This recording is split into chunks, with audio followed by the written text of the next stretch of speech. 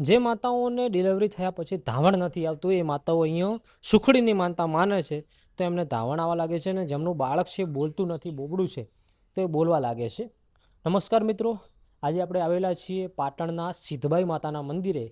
તો ચાલો આપણે તમને દર્શન કરાવીશું ને ઇતિહાસ વિશે વાત કરીશું. તો મિત્રો, આ સુવાવડી માતાનું મંદિર છે. અને સુવાવડી માતા એટલે સ્વયં મિનળ દેવી, અને મિનળ દેવી એટલે સિદ્ધરાજ જયસિંહ જે રાજા હતા એમની માતા.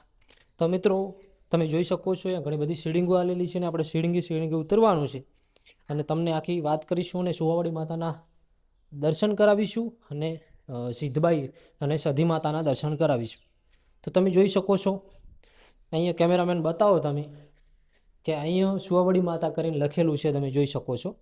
અને આ સુવાવડી માતા એટલે મિનળ દેવી. તો પહેલાં તો આપણે મિનળ દેવીના દર્શન કરીશું અને તમને અમે બતાવીશું. તમે જોઈ શકો છો અહીંયા આવો નીચે તો તમને લાઈવ જોવા મળશે. તમે જોઈ શકો છો અત્યારે પણ અહીંયા આ સુખડી ચડાયેલી છે, તમે જોઈ શકો છો લાઈવ. તો જે માતાઓને ધાવણ નથી આવતું એ માતાઓએ સુખડીનો પ્રસાદ માને છે, તો એમને ધાવણ આવવા લાગે છે. અને આ મિનળ દેવી છે, અને આ મિનળ દેવીની મૂર્તિ છે ને હજારો વર્ષ જૂની મૂર્તિ છે. અને આ બાજુ પણ તમે જોઈ શકો છો 2-3 મૂર્તિઓ છે.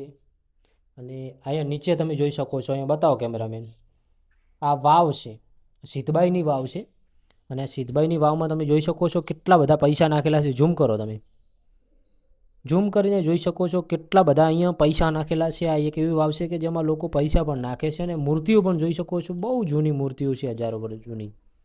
તો આ મંદિર છે એ મિત્રો, જે યુનિવર્સિટી છે એની સામે ગેટ છે ત્યાં આવેલું છે.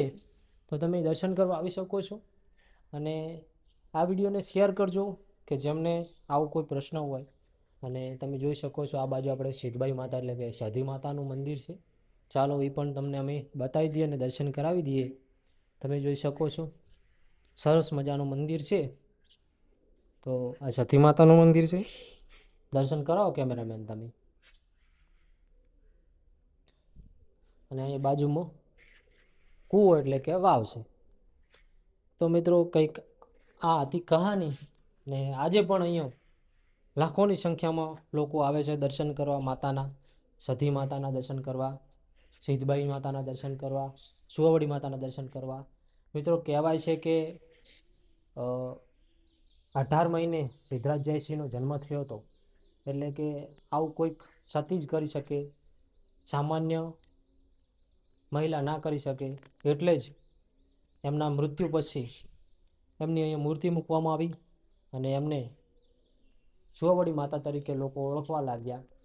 તો આ હતી મિત્રો કહાની. તો અમારો વિડીયો ગમે તો લાઈક કરી શેર કરજો, ચેનલને સબસ્ક્રાઈબ કરી નાખજો.